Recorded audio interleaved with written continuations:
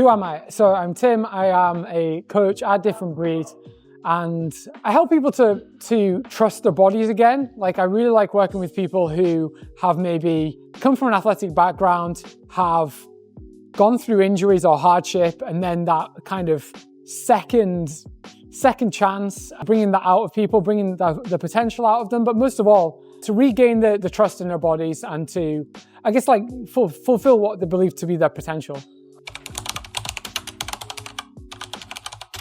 I think I'll go with a reverse hyper, right? Because most people are going to look at it and like kind of be interested in it, but not really be able to work it out. So it's like a bit of an enigma and requires like a bit of like probing to really understand what it is. And I would say I pretty much just speak when I'm spoken to.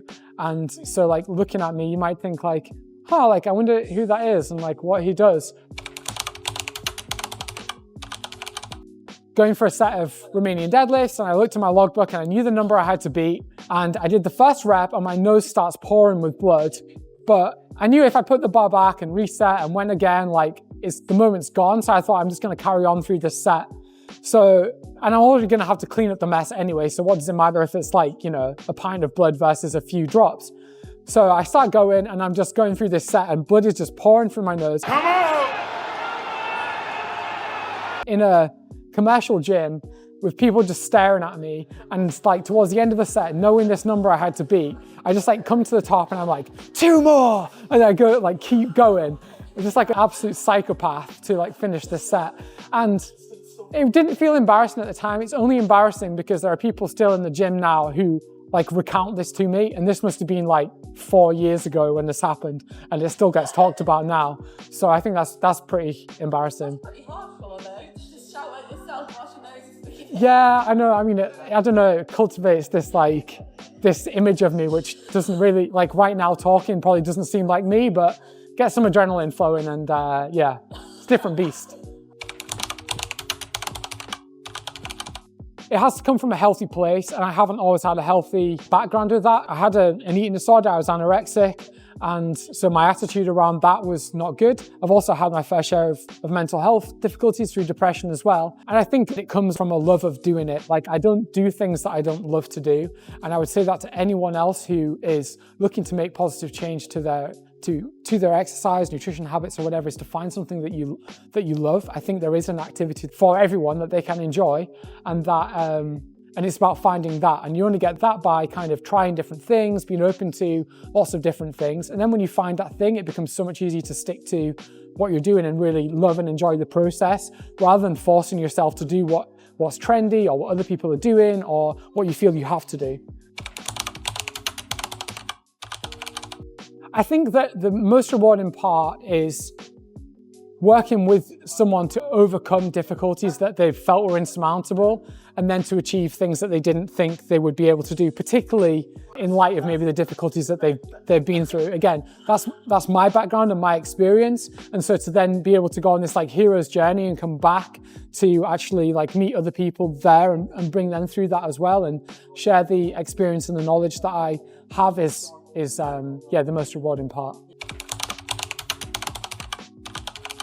I think it absolutely does, because the ability to empathize with the difficulties that people have is probably one of the most important qualities you can have as a coach. And I think that if you have not been brought down and humbled yourself, it's really difficult to understand the difficulties that other people face and the roadblocks that they might face as well. Because so often the answer to whatever the problem is obvious and seems really easy to other people, but to understand why that actually might not be easy for someone to do, and ways in which you can work around that to achieve the outcome is something I think that you only gain by having gone through that process yourself. I think I would say that consistency is going to trump everything else.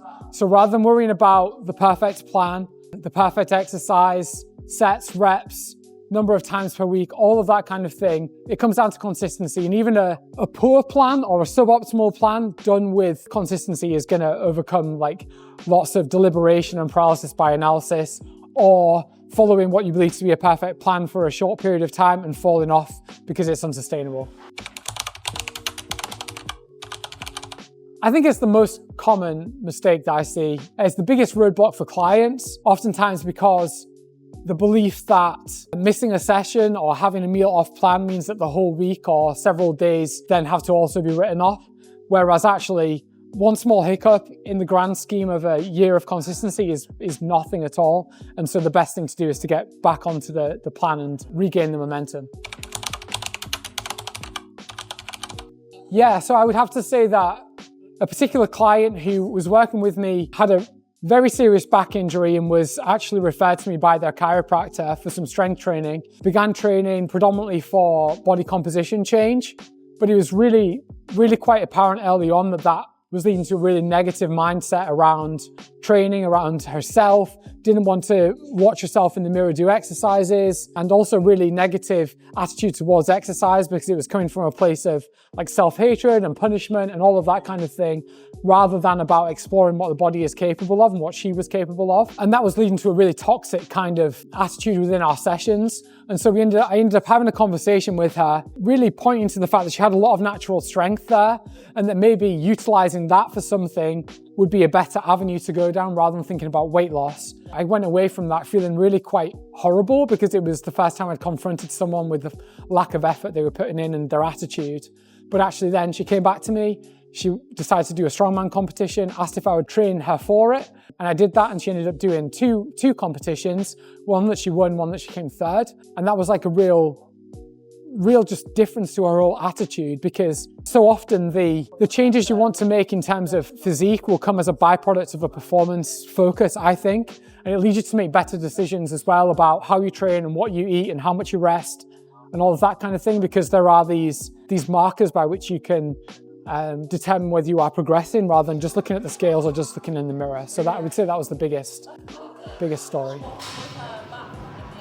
Well, just as a byproduct of the training we were doing, it improved. As we know, like, you know, having more muscular support around, better core strength, better bodily awareness will actually, like, in a lot of times resolve a lot of the things that we think are like long-term injuries.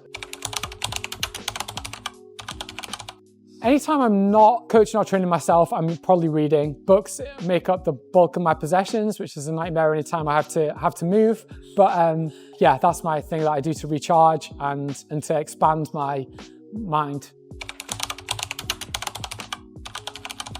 Oh no, that's a horrible question.